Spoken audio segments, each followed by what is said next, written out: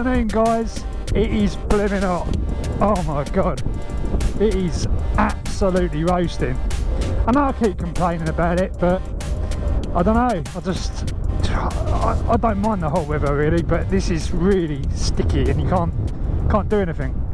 I think it's because when you sort of go on holiday, it's kind of nice because you're just chilling out, not doing a lot. But when you're kind of running around like I do, when I'm at home and sort of working and stuff, it's kind of just makes you feel bleh.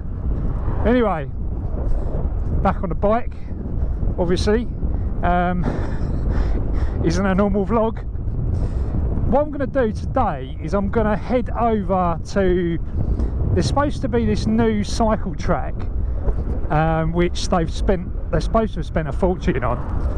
I don't think it's very long, to be honest, but it's just over the other side of the airport. And it's supposed to have, what I originally wanted to do was kind of go in the evening, because apparently it's got like a kind of LED lighting on it. I don't know how they come up with these figures, but they said that they've spent, I read something online and it said that they spent something like, I don't know, over $1 million, or maybe it was like, don't know what it was, but it's a lot of money basically they've spent on this this cycle path, and it kind of existed before. Now I'm quite new around here, so I didn't really know, but it basically means it's a way of avoiding all these big roads, like all this M11 junction, A120 junction. It's it's bonkers. You don't want to be riding around there. It's bad enough riding around riding around the normal roads. And when I look at Tony's channel Vortex, and oh god, the way the roads that he rides on, I mean, you got to do it because you're commuting and stuff like that, but yeah mate, honestly, be so careful if you're watching. But he seems like he's got his head screwed on anyway.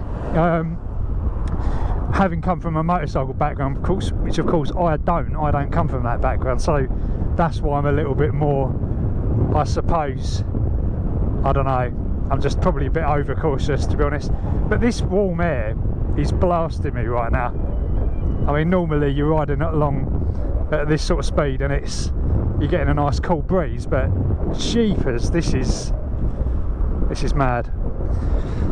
So I put one of these batteries, one of these 4 batteries that I've got in here at the moment, I put them on the charger the other day. Now I haven't been out on the e-bike for a couple of weeks. Yeah, I know guys, it's bad, but I haven't been out for a couple of weeks on it, mainly because, I don't know, I've just been busy with other stuff. I've done a lot of things recently, like with the store, getting the store kind of a bit more ready and up and running, and doing the music store part type of things as well. Where am I going? Do you know what? I think I've completely come the wrong way here. Yeah, kind of music store and everything else. It's been pretty mad. So I just haven't had a massive amount of time, to be doing this sort of stuff. I'm having trouble here concentrating, can you tell? I feel my front wheel just pop up then slightly. It's a big old FedEx plane over there. Yeah, so I just haven't had time really. I just haven't had time to be on the bike and doing that sort of things as much as I'd really want to. Oh look, cycle path. As much as I kind of want to, it's hard to sort of just get out and do it. But anyway, enough of that. This is a little cycle path then, which I've never really noticed before. Actually, I've never been down here on the bike actually at all. There's so much to explore. But yeah, anyway, just cruising along. Nice solid 25 mile an hour.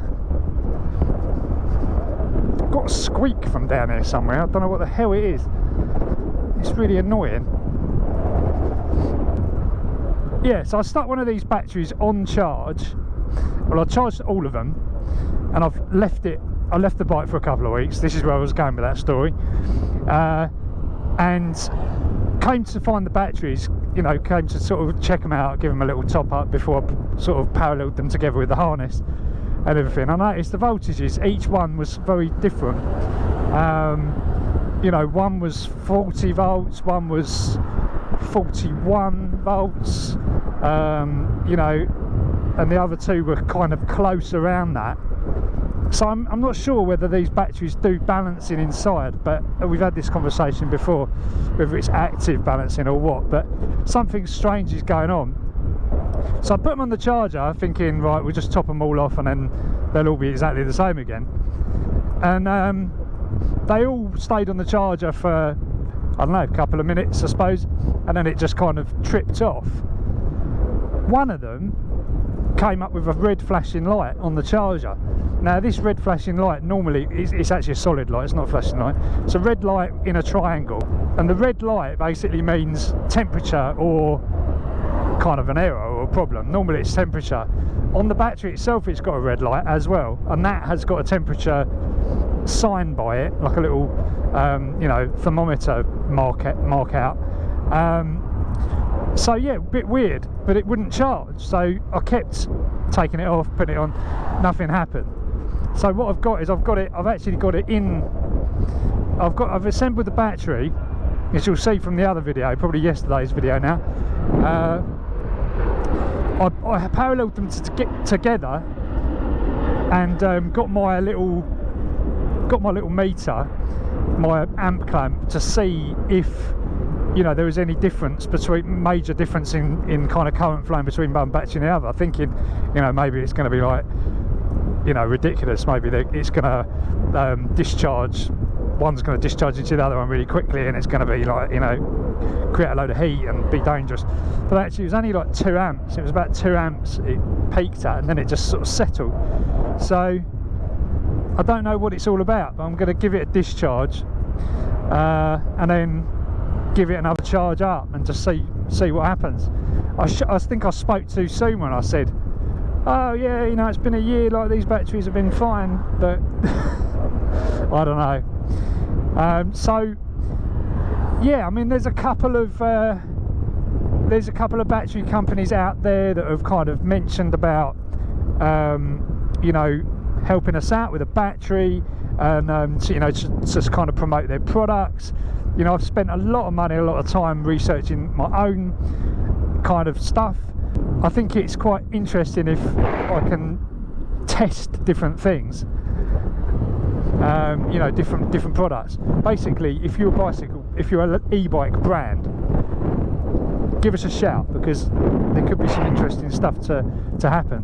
Also, you know, it's a sort of commercial venture for you guys as well, because obviously we're building quite a good a nice community here, so it'd be nice to sort of be able to offer new products and stuff that sometimes people don't find. I know when I'm looking for stuff, I scour the internet hard, you know, looking for things, but not everybody has the time or can be bothered to do that.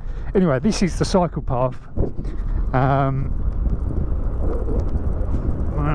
don't know whether I was expecting something a little bit more kind of, I don't know, expensive.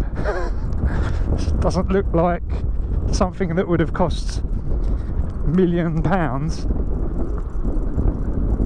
I don't know where they come up with these figures.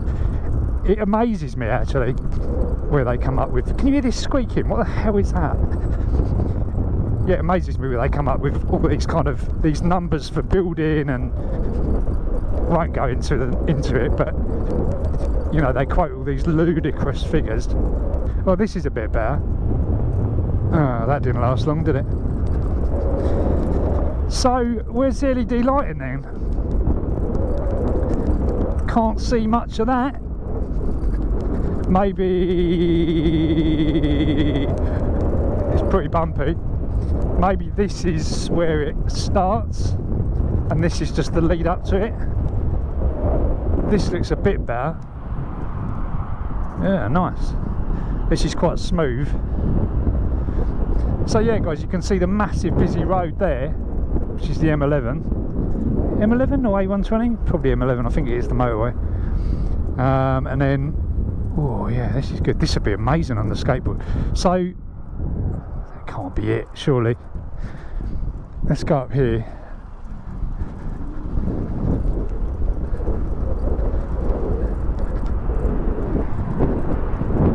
Yeah, look at that big old road. Wouldn't want to be navigating that. Cyclists, slow down.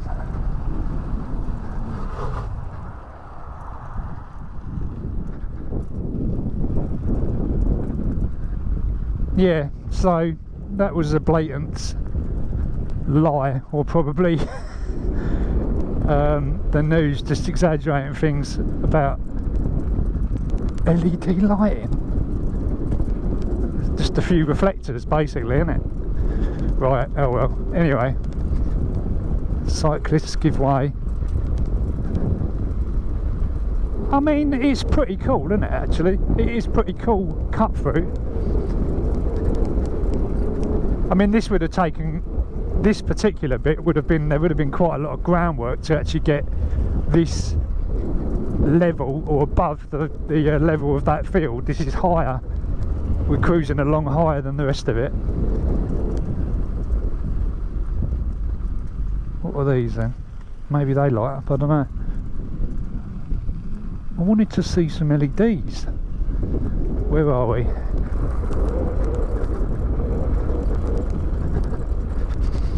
I think this brings you out to like Birch Hanger. There's a cycle path.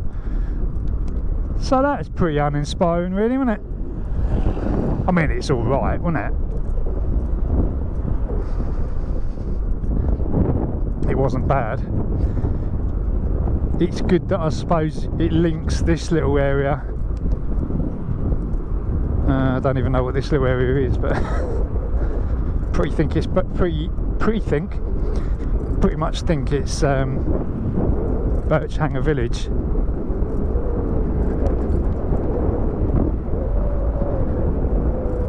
Yeah, so we've still got full bars shown on that battery. It's showing 76 volts. Afternoon.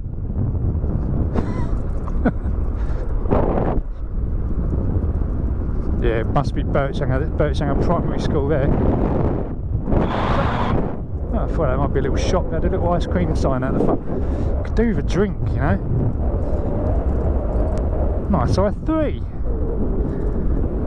Yeah, I read something about those i3s that they've become the new kind of Range Rover or kind of, you know, big SUV thing in London, where, you know, families that live in London that kind of have these expensive cars are starting to sort of go, well, actually, what's the point in having something that big in the city? To be honest, I find having a Range Rover is actually the only good thing about the size is that you're protected.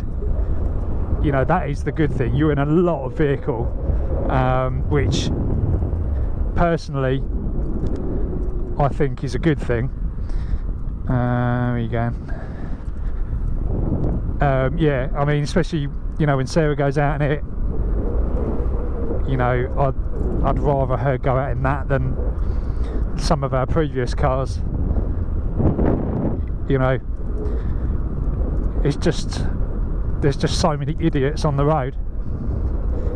But apart from that, the size of these vehicles is just too big for these UK roads.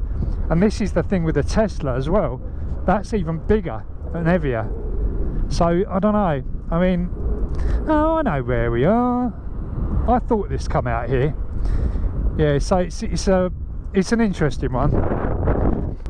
The Model X is nice. The trouble is, again, you know, I've said this before, with the Teslas, I don't actually really even like the look of them that much. You know, it's amazing technology, but they just don't really do a lot for me. I suppose I'm maybe a bit of a kind of conventional purist kind of guy, like, I don't know, there's a certain heritage with a lot of the other cars, the car manufacturers. Like you look at you know, like the Porsches and the sort of Ferraris and Lambos and things like that. Although that style is, you know, it's changing every year and it's getting more square and it looks a bit more edgy. Like the R8, I love the look of the R8. The new R8, I think, is the most amazing looking car. Even the i8, is it? Yeah, the i8. Even that just doesn't really do it for me. I don't know. Just, what do you think, guys? What do you think? I think Audi makes some boring cars. I mean, they really do make some boring looking cars. But the R8 is the exception. It does look amazing. I know. Cars are starting to change. I mean, like the new Nissan Leaf looks a lot better than the last one. The last one just looked like a boat. It's horrendous. And I just don't know why they did it with these cars. The Zoe is amazing, actually. I really like the look of the Zoe. It is like an awesome looking little car. I just wish they'd bring out the RS Concept one. If they brought out the RS Concept one, I would gather all my pennies together and try and get one. I have to sell quite a lot of music though for that to pull off, guys. So make sure you get your copy of my vlog music compilation if you want me to succeed in life. No, it's all good. It's all good. So yeah, I've kind of done I will be doing a big circle. It's just amazing how much blooming ground you cover when you're chatting absolute rubbish and you're on a bike like this. I mean, come on. It's ridiculous. Right, I'm going to pop in this shop and get a drink because I'm pretty damn thirsty right now. If I don't get taken off, no, I'll go, guys.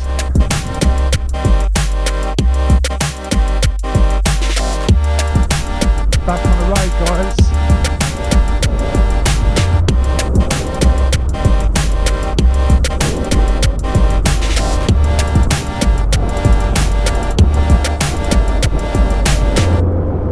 Can't be bothered really.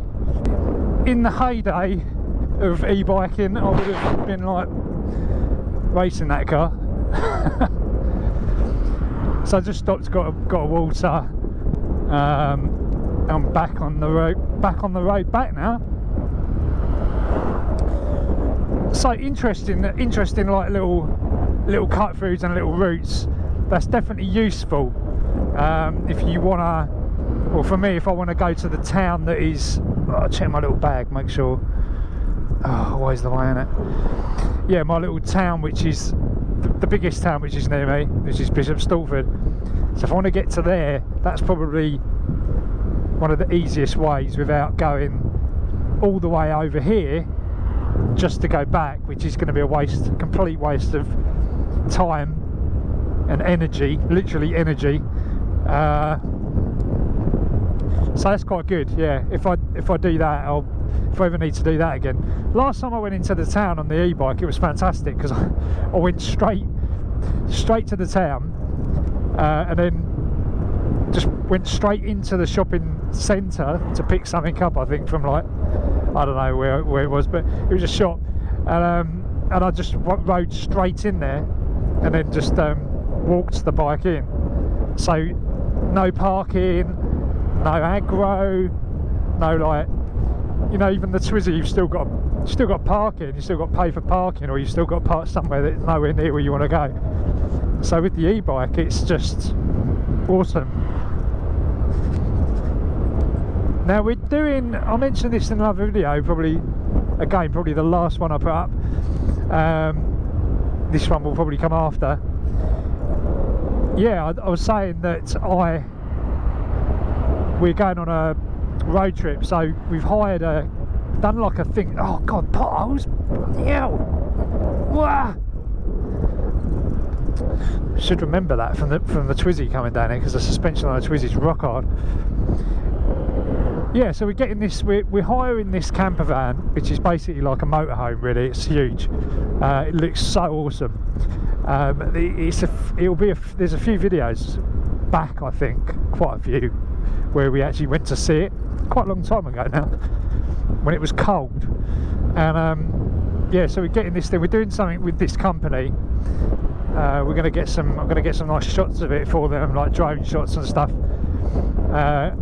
And in return, they're giving us a bit of discount for this motorhome. So there's me, Sarah, mother-in-law, and our dogs as well. And we're driving all the way to the south of France. So we're going to cut across, you know, some really nice scenery, hopefully, and it will just be really looking forward to it. But of course, when you've got a big motorhome like that, we're going to stay in it for, I think we're only staying in it for like a night going down there and then a night coming back, because the women didn't want to stay in it for the whole time.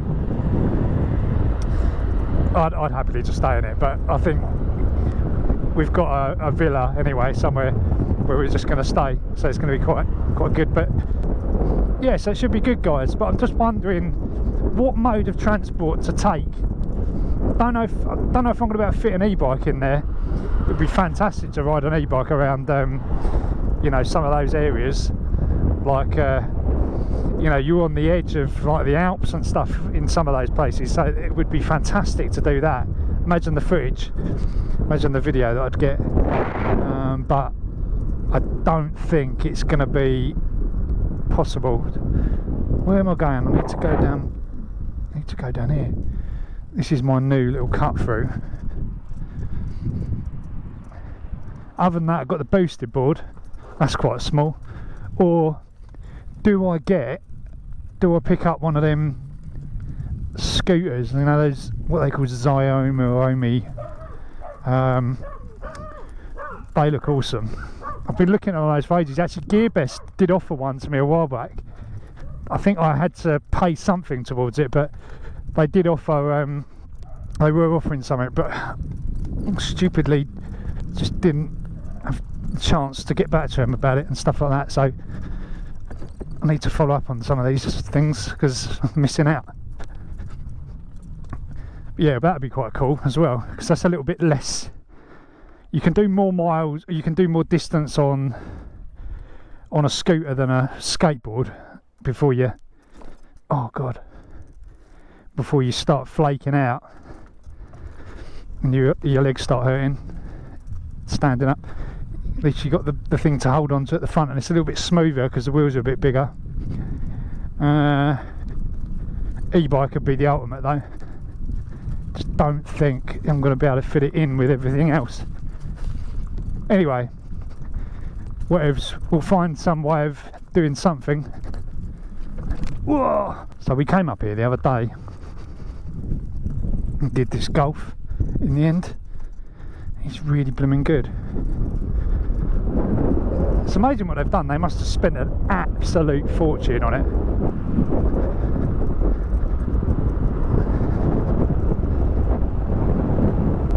We'll have to see what's happened to this battery after this ride. See what the deal is. I'm hoping it will charge. I'm hoping that red light was just something odd, anomaly.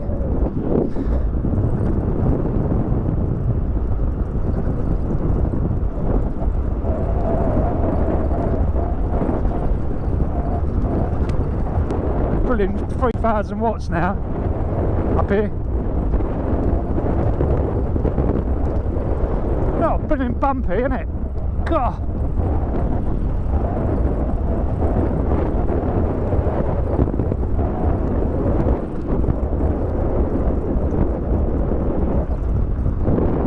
God, you can feel the heat. So So guys, I've finished a vlog. I've finished an e-bike chat, should I say. I've finished an e-bike chat here once before, and I'll finish it again here. Got a nice bit of power. Hope you enjoyed watching. Don't forget to subscribe, usual stuff, usual Instagram, usual Twitter. Let's try and get some conversations going on Twitter, because need some love over there. Anyway, hope you enjoyed it, and I'll catch you in the next one, guys.